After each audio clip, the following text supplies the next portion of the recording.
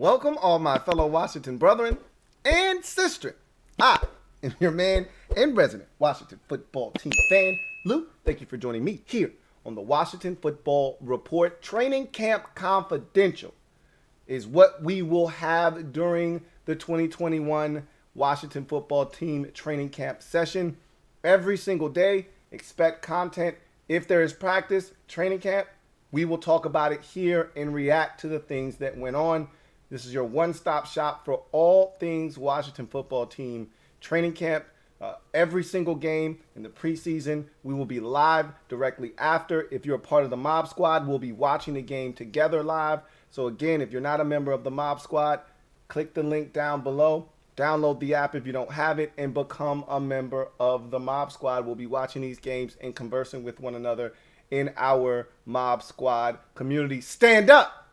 We in the building, as always. So what I want to do is recap Richmond's training camp session. Told you it was only going to be a week. They were going to be in Richmond, kind of greet the fans, give them a little taste of what they could expect in the upcoming season. And then they were going to head back to Ashburn, and that's when the real practices were going to begin. And so I want to quickly recap what went down in Richmond. And I'm going to break it up into two different videos. One tackling the offensive side of the football and the other talking about some developments on the defensive side of the football. We're going to start with the offense, however, and talk about each positional group, players that stood out or things that happened with specific players, and talk about how that's going to fit in to the overall big picture of this football team as we get towards the end of training camp, when, and the preseason, I should say, when they have to start making these 53-man roster cuts. So let's start with the offense, and I want to start with the offensive line. And I have a heading for each of these positional groups. So I'll read you the heading, and then I'll give you some tidbits from Richmond and what these players did and what the word on the street is about some of these players and what they've done to this point. So let's start with the offensive line shuffle. And we've talked about the offensive line, and I've said this numerous times.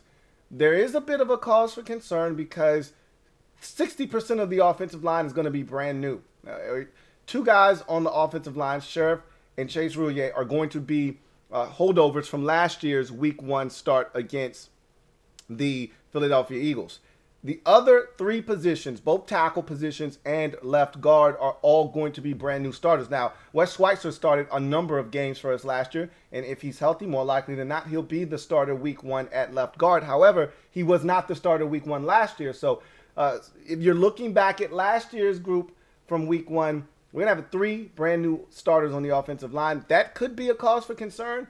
And because we've had some different things transpire, guys out due to whether COVID tracing, contact tracing, or injuries or what may have you, we haven't had the full group that we expect to potentially be the starters Week 1. So guys have been getting opportunities. Guys have been getting reps that if we had our full group available, might not be getting as many reps with the first team. But, that's a gift and a curse potentially for a guy like Samuel Cosmi, the rookie second-round pick out of Texas. This is an opportunity for him to step up, and we talked about this going into camp, that Cornelius Lucas was on the COVID list. He was going to start training camp out on that list, was going to miss the first few practices or so. He missed the entire week at Richmond. That was an opportunity for Samuel Cosmi to step in there and maybe give himself a chance to put a stranglehold on that tackle position. And we start there. Cornelius Lucas on the COVID list opened up an opportunity for Sam Cosmi and Sadiq Charles. Let's not forget about Sadiq Charles. We're going to talk about him here in a second, but let's focus on Cosmi because he's been getting a lot of negative pushback from fans and things of that nature because people just take little tidbits that they hear, they run with it. Oh, he's getting beat by Chase Young. Oh, he's getting beat by Montez Sweat in camp. Those guys are among the best in the league as pass rushers, young pass rushers. Yeah, he's going to struggle with those guys. You expect that. He's also going to win his fair share of battles, and he has. So this is only going to make him better.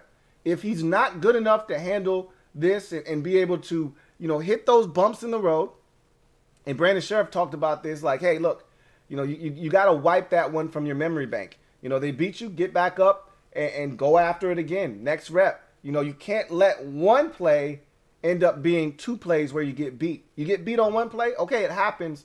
Wipe that one from the memory bank, get back out there. Don't let one play become two that also have you beat. So I look at the situation for Sam Cosmi, and I think this is a great opportunity for him to get reps that he probably would not have been getting had Cornelius Lucas been available at the start of training camp.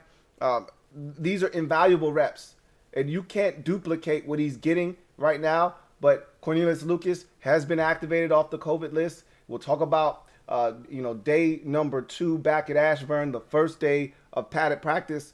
That's going to be a totally different conversation, different video for that, and we'll talk about that much more down the road. However, the fact that Cosmi was able to get that work in Richmond, I think is going to go a long way in helping his development and potentially giving him a chance to win that starting job. They want him to start, okay? And this is a great opportunity for them to see him on the field, see some film, and have him tweak some things. So this is a great opportunity for Sam Cosmi, and we'll see what comes of it and if he's able to take the things that he's learned and then apply it to the field in these preseason games coming up here very shortly. Sadiq Charles is a guy that I'm really fascinated with because also with the absence of Cornelius Lucas, Sadiq Charles got some reps at right tackle as well. Remember, when Charles Leno Jr. Was not able to make it to the OTAs because the birth of his child, it was Sadiq Charles who took the reps at left tackle. So they really like Sadiq Charles at both left and right tackle. So what that tells me is he's going to be the swing tackle more likely than not. And it's his versatility to play 4 out of the 5 positions on the offensive line that's going to make him an essential on game days, because this guy can play left and right tackle. This guy can play left and right guard. And speaking of him playing right guard, Brandon Sheriff was then put on the COVID list. We had 7 players at one point on the COVID list. Again, COVID list doesn't mean you have COVID. It just means you've come in contact with someone that has COVID. And so they want to be safe rather than be sorry. So that means you've got to test negative 3 days in a row in order to get back onto the field. So Brandon Sheriff is on the COVID-19 list. That opened up the door for Sadiq Charles to get reps at guard.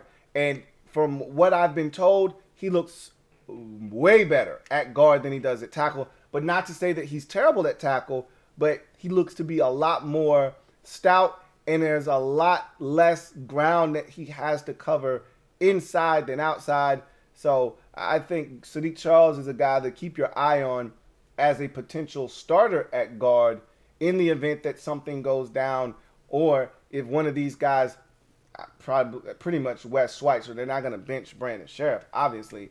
If Wes Schweitzer isn't playing to the level that they're looking for, Sadiq Charles will probably be the first guy to step in, not Eric Flowers. Now, with that said, don't sleep on Flowers as a guy that'll be a backup. He'll be active on game days as well, will Eric Flowers.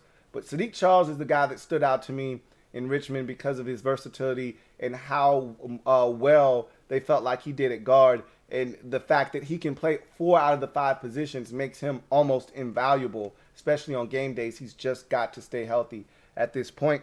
Charles Leno Jr. getting all the reps at left tackle.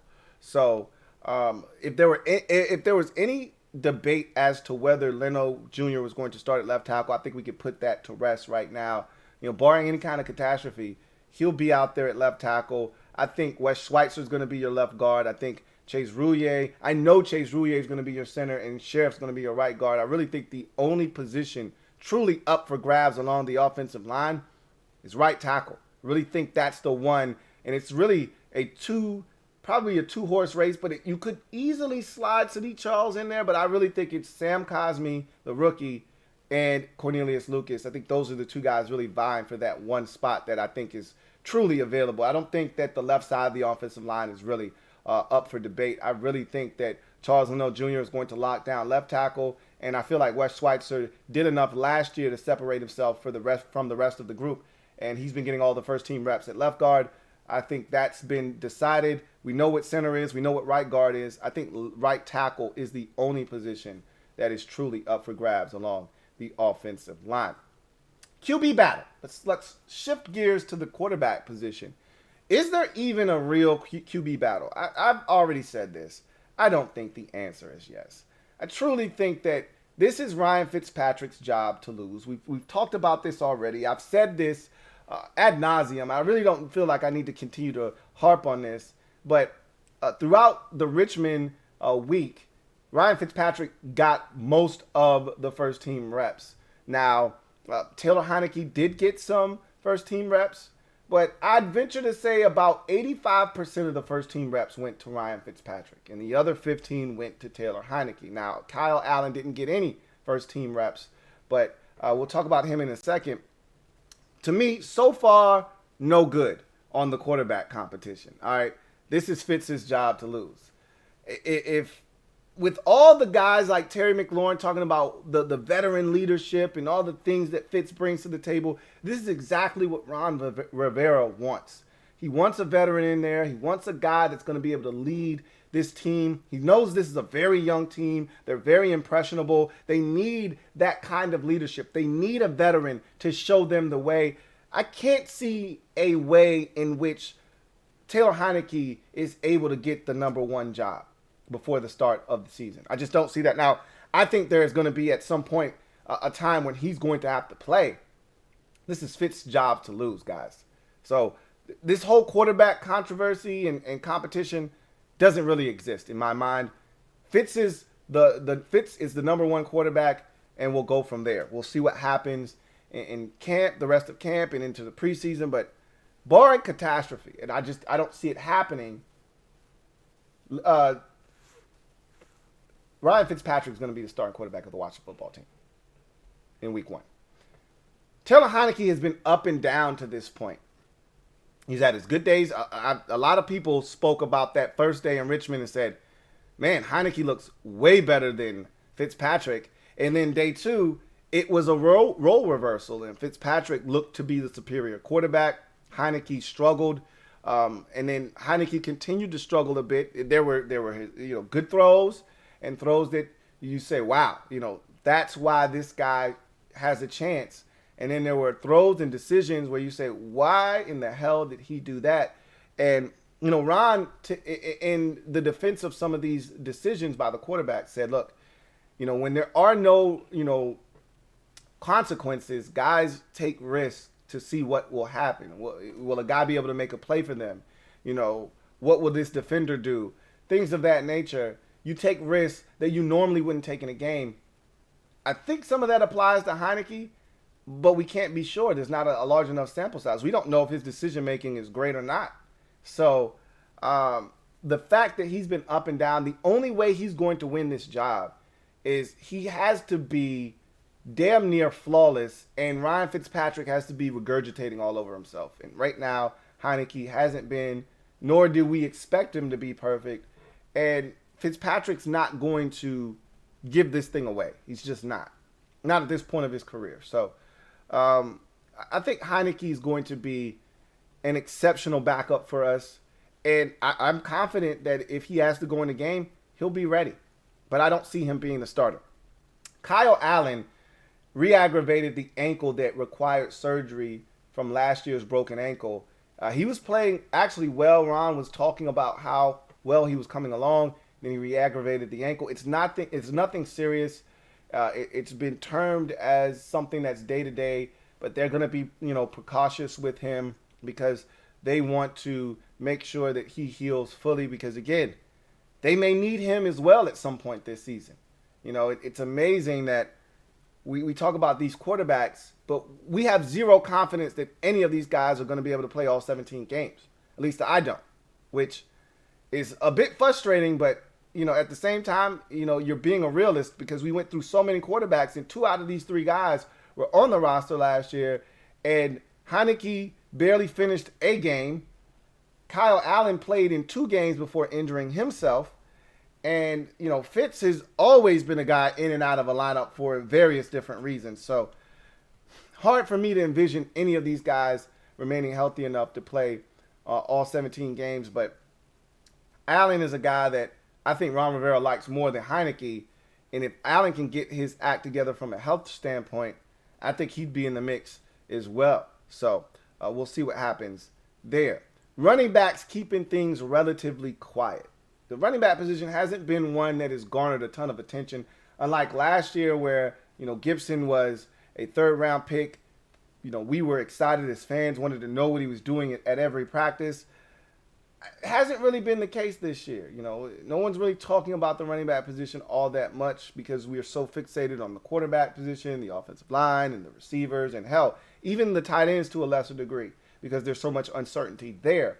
Running back seems to be pretty much secure with one exception. We talked about if they're keeping 3 or 4 running backs, and if they are keeping just 3 like they did last year, which the expectation is that they'll keep 3, what do they do at that third running back position between, undrafted rookie Jarrett Patterson and, of course, Peyton Barber? But Antonio Gibson showing more versatility is the first thing that I took away from Richmond. They're going to try to throw him the football a little bit more. They want to utilize that receiver aspect that he brought to the table last year coming out of Memphis. They didn't take advantage of that last year because he was so green to the running back position. He was so new.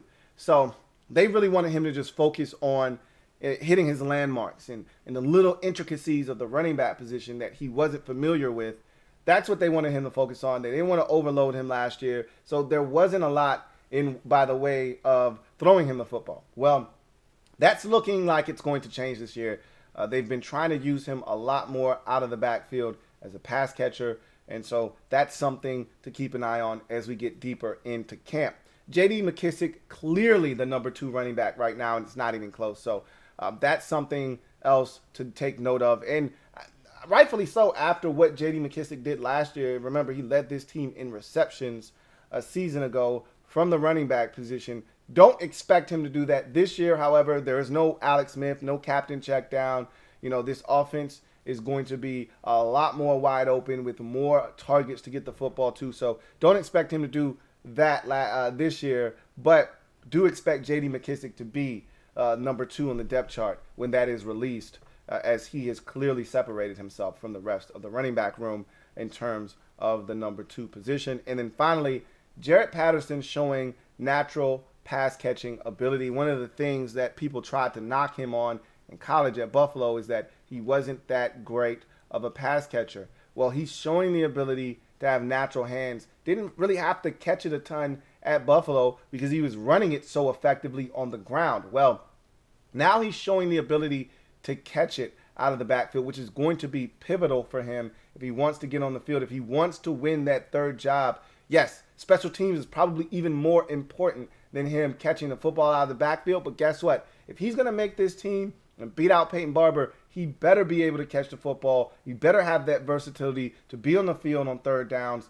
and catch the football, pass protect, and all of the things that you may lose if you do not have Peyton Barber on this roster. He's showing the ability to catch the football. Ron Rivera raved about his ability to cut and find the hole and be patient. So there are little things that Jarrett Patterson is doing that the coaching staff is taking notice of. He's going to have to continue to do these things, but more importantly, when the games start, he's going to have to take advantage of his reps because that's what will ultimately determine whether he is worth, essentially asking Peyton Barber to jump on the practice squad versus having Peyton Barber be active and having Jarrett Patterson on the practice squad. So we'll see if that continues. But that was the thing in Richmond that they were able to decipher, is that this guy has natural pass catching ability, which is important and is going to go a long way in helping him get on the field.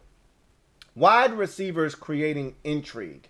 So this is a position that I think we are fixated. I don't want to speak for you out there. I'm fixated by the wide receiver position and all that it entails.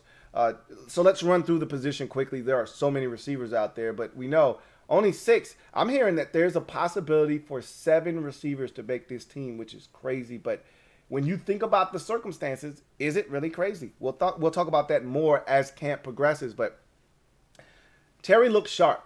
That's, without saying, that's pretty much the biggest takeaway from Terry McLaurin. He just looks sharp.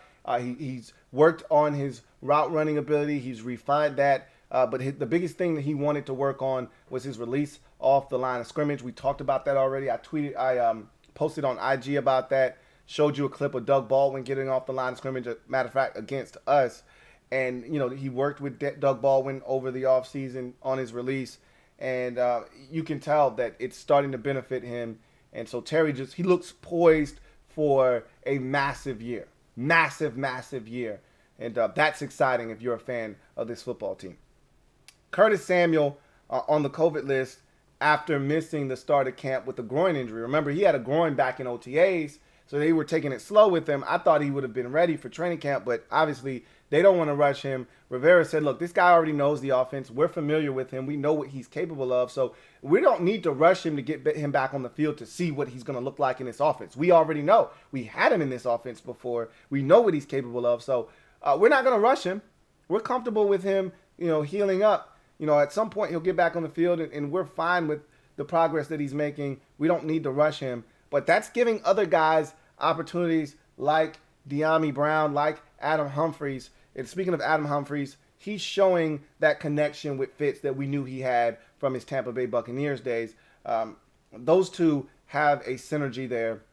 For those of you who are still in fantasy world about Adam Humphries not making his team again, if he's healthy, there is zero chance that this guy is cut, okay? I need you to understand that you're wasting your time with asking about Adam Humphries and assuming he's not making this team. He's on this football team if he's healthy. End of discussion.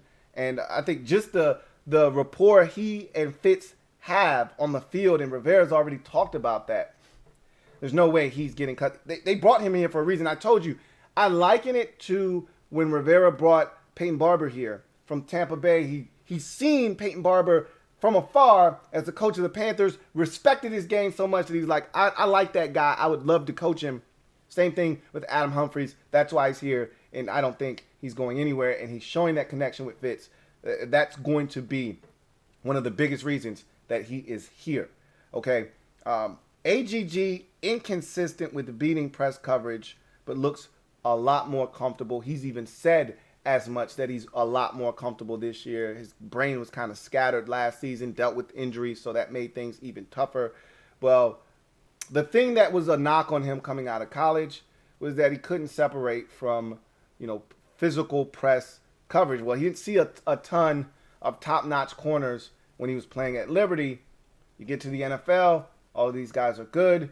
They start laying hands on you. You have a tough time getting off of that. He's already not the fastest guy in the world. He's not a quick twitch guy. So he has struggled a little bit with press coverage. However, he has shown the ability to make tough catches. He has shown the ability to separate with his body. And so he continues to develop and get better. Keep in mind, he was drafted by this staff. I can't state that enough. A lot of you think he's going to get cut. And I keep telling you, they drafted him because they like him. Scott Turner wanted him. Ron Rivera okayed it. He's here for a reason. So I don't think they're going to give up on him quite yet. But we'll see. These games will tell the story. When we get to the preseason, if he's struggling and Harmon's making plays or this guy's making plays, things could change very quickly. But if it's close, if it's neck and neck, all things are equal with those two, Harmon and AGG, they're going to go with the guy that they drafted in AGG. That's what I believe. Dyami Brown getting acclimated nicely. He seems to be getting in a really good rhythm. Seems to be finding holes in the zone and doing little things that you expect out of veterans. So he seems to be coming on quite nicely. I like what I've been hearing about his development, and I love the fact that he doesn't have to rush. We've got guys. If this were last year, we would be putting so much pressure on Dyami Brown to come in and make plays. But because we have so many receivers, he can just come in nice and slow, nice and easy, and we don't have to push him too fast. AGG, the reason his struggles were magnified last year is because we didn't have shit. So we were really counting on him to come in and give us something. He gave us nothing. So the case with Dyami Brown is totally opposite because we got so much stuff now at receiver that we don't really need him to come in and step on the gas. Eventually, he'll get to that point, but we can ease him in. And he's seemingly acclimating himself quite nicely to this point. Kelvin Harmon is looking strong in camp. Heard he's tossing guys around off the line of scrimmage. So AGG is having trouble with press coverage a little bit, whereas Kelvin Harmon is tossing dudes off of him left and right and creating separation the grown man way. However, again, if they are close, the nod is going to go to AGG, so we'll see what happens there. But Harmon reportedly looking very strong in camp. Rivera praised wide receiver Isaiah Wright for some of his plays towards the end of the Richmond training camp period. Talked about him, making a plethora of catches on one possession. He said he did have a drop, however, but he praised Isaiah Wright. Remember, this is a guy that is also fielding punts currently, so don't count Isaiah Wright out. They really love him on special teams, but I think it's still an uphill climb for a guy like Isaiah Wright this year. I think he only was on the squad last year because of our lack of depth at receiver. I don't think that he is a guy that is going to make this team, but don't count anybody out at the receiver position thus far. Speaking of not counting guys out, two guys that I really think you need to stop dismissing and start paying more attention to. Steven Sims Jr. looks faster and quicker, or in the words of Coach Ron Rivera, more explosive, especially underneath, catching those shallow routes and getting up the field. This is a guy that we had high hopes for last year. He really wet the bed. Everybody's pretty much buried this guy. He's done. He's not making the football team. I still don't think he's going to make the team, but do not count Steven Sims Jr. out. And I keep saying this because we do not have a punt returner now. I know a lot of you don't want this guy anywhere near punt returning duties. I don't blame you, but keep in mind, last year is in the past. We're going to see if 2021 brings a brand new Steven Sims Jr., one that is more like the 2019 version, less like the 2020 version. We'll see. Don't discount Steven Sims Jr. And don't discount this next guy, DeAndre Carter. I've been talking about this guy since Washington signed him. I said Ron knows him from Carolina. He's been around the league a little bit, Houston, but Ron knows him. He made his hay in this league in Carolina with Ron Rivera. Ron knows him. He's also a punt returner and a kickoff return man. And he's been making some ridiculous grabs, had a ridiculous one-handed snag in camp in Richmond. He's making a name for himself on this roster. Again, we need a punt returner. And he also doubles as a kick returner. They need this type of player. Don't be surprised if they keep 7 receivers. I don't think they're going to cut someone to give DeAndre Carter a chance. But there is the outside opportunity that they keep 7 receivers. I still think that's a bit of a stretch. 7 is a bunch. But if you have enough versatility with those receivers at the back end that they're also playing special teams, you can get away with that. You're going to have to trim off some fat somewhere else to do that, obviously. But Carter is a guy that you guys need to start paying more attention to. He's making catches offensively, but more importantly, he may be the most dynamic return man that we have and one that Ron may be the most comfortable with. We will see. Cam Sims had a minor leg injury that was scary. When it initially happened, he got up slow, had to be helped off the field. Sims himself looked a little worried, but after a little bit of time, a little massaging by the training staff, he was able to get up, jog around, and actually wanted to go back to practice.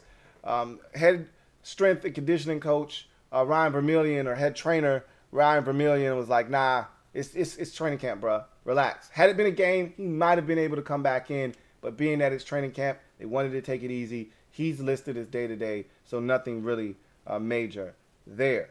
But the receiver position is creating quite the stir, a lot of intrigue there. That's a position that we will continue to monitor throughout training camp. And then finally, tight ends showing that it's going to be a process. So I think the fan base is probably the most impatient at the tight end position offensively, because we got Logan Thomas. but we got nothing else. We had nothing else last year, and we want something else. This feels a lot like the receiver position last year, where we were trying to expedite the process with some of these young receivers because we didn't have anything but Terry last year. So we were trying to push Isaiah Wright forward a little faster. We were trying to push Steven Sims up front a little bit faster. We were expecting a lot out of him. We were trying to push a lot of these guys. Cam Sims, go, go, go, go. AGG, go, go, go, go. And a lot of these guys weren't ready. Cam Sims was like, look, I've been here 3 years. I'm damn sure ready. And he showed it, okay? But a lot of those other guys really didn't show it. They weren't ready. We pushed them too quickly, and the moment was too big. And we saw that with Isaiah Wright a couple of times last year, especially in the playoff game where he had some big drops. So I look at the tight end position, and it really feels like a position where we're pushing guys because we got nothing but Logan Thomas, and we want somebody else to step up. And I don't know if that guy's on the roster right now or not. So John Bates, let's start with Logan Thomas. Head and shoulders above the rest of the room. I'm not telling you anything you don't already know, but he got the contract extension, and now he is clearly the leader in that room. He's coaching up the other guys. They're looking to him for leadership and guidance, tutelage. He's providing all of those things, and he's making plays on the field. So Logan Thomas, clearly TE1, and he seems to be even more comfortable in year number 2. John Bates hasn't stood out, but he's continuing to develop. So I expected this. You know, I'm still high on John Bates. I still think he's going to be a really good tight end for us, but he's coming along slowly. You know, there are little things that he's got to continue to get better at, and that's what you expect from a rookie. I don't expect rookies to come in, hit the ground running, and don't have any mistakes and no hiccups along the way. They're going to be obstacles and hurdles that they're going to have to clear, and they're going to fall a couple of times. And so right now, he's going through a little bit of that. Running right into the linebacker that's in zone coverage instead of finding the soft spot in zone coverage. Remember, this was a guy that didn't get a ton of targets at Boise State either. So he's learning the nuances of the position. He's been solid as a blocker. He's gotten his ass whooped a couple of times. He's also done some ass whooping in the run game as well. So he's been solid, but he hasn't stood out to this point. Tamarick Hemingway got into it with Chase Young and Montez Sweat. Things get a little heated at camp. These things happen all the time. It wasn't a major deal, just a little dust up. Ron jumped in there, told the guys, look, this is a teaching moment. We don't need to have this happen during a game. This can cost us. There's no sense in fighting. We're not on the schedule against one another, okay? The Washington football team doesn't play the Washington football team. You know, we're all in this together. But you know how it is. It's hot outside. If you've ever played football, at any level, it doesn't matter. You know how it is.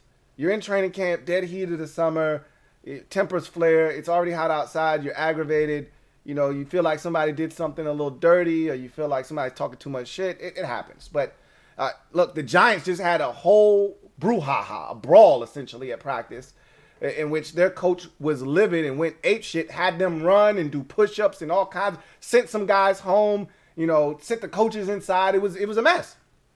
That's not what this was, okay? So, Tamarick Hemingway, if this is the most noise he's going to make in camp, he won't make the team. But I won't discount anybody at the tight end position, including Ricky Seals-Jones, who had a leg contusion, is day-to-day, injured himself day 3 of training camp in Richmond. And so he's a guy that is going to continue to be monitored. He's got to get back out there as soon as possible because he's a bubble guy. You want to make this team, you got to be out on the field.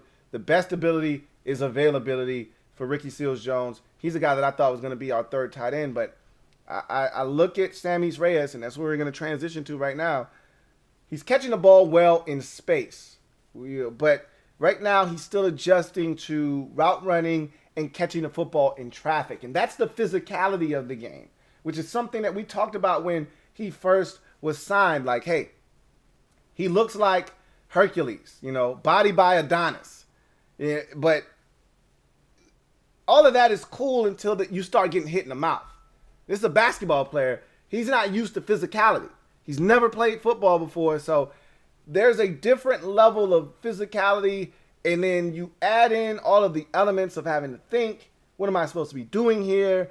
And then you have to worry about route running. Do I sit down here and do I take it up the field? there's so many components. And then you got to worry about somebody sticking their hand in your chest. And he's not used to any of these things. So he's still adjusting, to running routes, sitting down in zone coverage, getting off of the line of scrimmage. There was one instance where rookie Derek Forrest essentially jammed the snot out of this dude, and he couldn't even get off the line of scrimmage.